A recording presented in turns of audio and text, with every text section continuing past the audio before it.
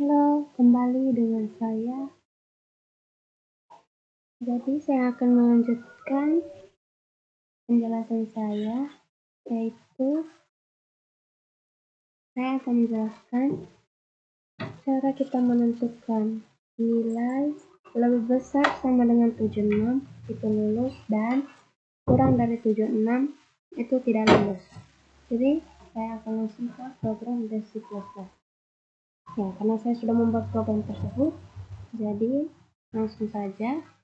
Yang pertama, hashtag include iOS 10, lalu diikuti dengan using namespace std titik koma int main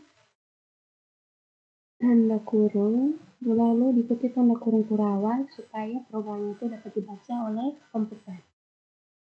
Yang pertama, int nilai titik koma, lalu cout, program sederhana menentukan kelulusan. Jadi cout ini sudah saya jelaskan dari awal untuk menampilkan variabel atau program yang kita inginkan. Contohnya, program sederhana menentukan kelulusan. Lalu diikuti cout, masukkan nilainya. Jadi saat sudah di output atau sudah dibaca oleh komputer, kita dapat memasukkan nilainya. Lalu chin nilai titik koma. Lalu if nilai kurang dari 76. Cout-nya nama tanda tidak lulus. Jadi kita menggunakan if else ya. Untuk if else ini seperti tadi saya jelaskan menentukan dua kemungkinan. Kemungkinan apa saja itu?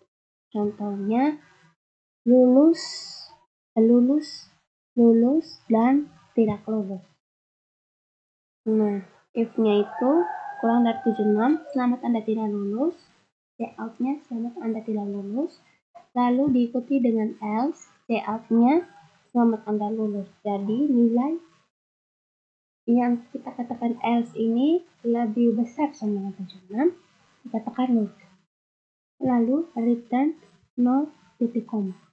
Nah, semua yang kita buat ini variabelnya harus diakhiri dengan tanda titik koma agar dapat dibaca oleh komputer. Lalu kita running. Sebelum itu kita harus save dulu dengan cara file. Lalu kita kayak save itu ya, Ctrl S juga bisa.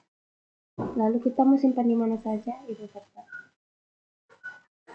Nah, setelah sudah disimpan program yang kita buat, maka kita menjalankan program tersebut dengan run. Bisa F10, bisa langsung tekan saja simbol run ini. Running. Nah, pertama kita masukkan dulu yang nilainya kurang dari 76. Nah, kita contoh saja 75. Kita enter. Nah, sama tanda tidak lulus. Betul ya? Maka program ini benar yang kita jalankan. Lalu yang kedua lagi, kita membuat ada dua kasus nih kan. Lalu kita akan membuat yang lebih besar dari 76. Contohnya 80 ya. 77 lah. Oke. Nah, sama tanda lulus. Ya, jadi program yang saya buat ini berhasil. Lalu kita lanjut ke ke nomor selanjutnya, yaitu nomor 5. Nah, menghitung volume kerucut dengan algoritma notasi pseudocode dan flowchart. Nah, jadi saya sudah membuat pseudocode-nya atau script-nya. Nah, hashtag include iostream using namespace std titik koma int main float r, float t, float p, dan float jari-jari. Nah, float di sini digunakan untuk kita menginput nilai yang kita inginkan.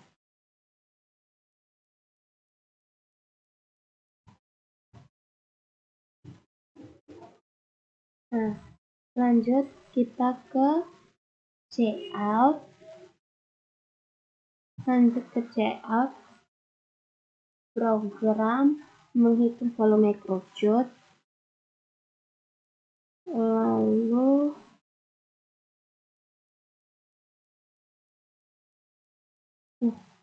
lalu cout slice and slice dengan program C++, lalu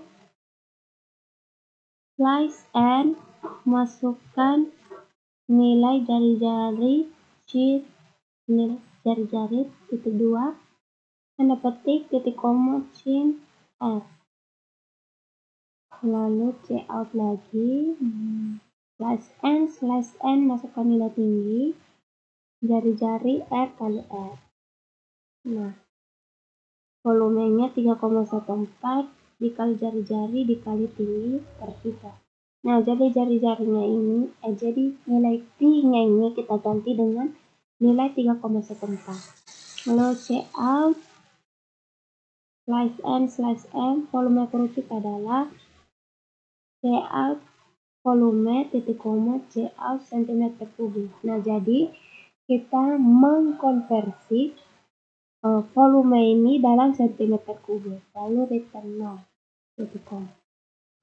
Nah, di sini selain saya membuat preset code, saya juga membuat algoritma jenis flowchart. Nah, di sini ada dimulai dari lambang awalnya yaitu terminator. Nah, terminator sendiri itu alur awal dan alur akhir. Jadi diawali dengan kata mulai dan diakhiri dengan kata selesai. Nah, setelah itu lambang tanda panah atau flow line yang digunakan untuk menunjukkan arahnya, mau dari kiri ke kanan ke atas. Nah, ini arahnya ke bawah, jadi terstruktur. Jadi dengan adanya flow line ini membuat algoritma kita terstruktur. Oh ya, lupa. Jadi terpotong pada saat saya copy, jadi pakai flowchart ini. Nah, lalu kita input nilai output nilai jari-jari, lalu output nilai tinggi, lalu diikuti dengan lambang proses. Nah, input output ini gunanya saat kita mau menunjukkan suatu proses, maka proses itu dapat diproses, variabel dapat dieksekusi. Lalu volume dengan lambang proses. Nah, mewakili langkah dalam suatu proses. Ini adalah komponen yang paling umum dari diagram alef atau flowchart. Nah, lalu diakhiri dengan tanda terminator untuk selesai. Nah, lanjut kita ke nomor 5. Nomor 5 ini menampilkan deret bilangan Fibonacci dengan algoritma notasi preset code dan flowchart. Nah, jadi saya menggunakan preset code seperti yang diawali seperti tadi ya. Jadi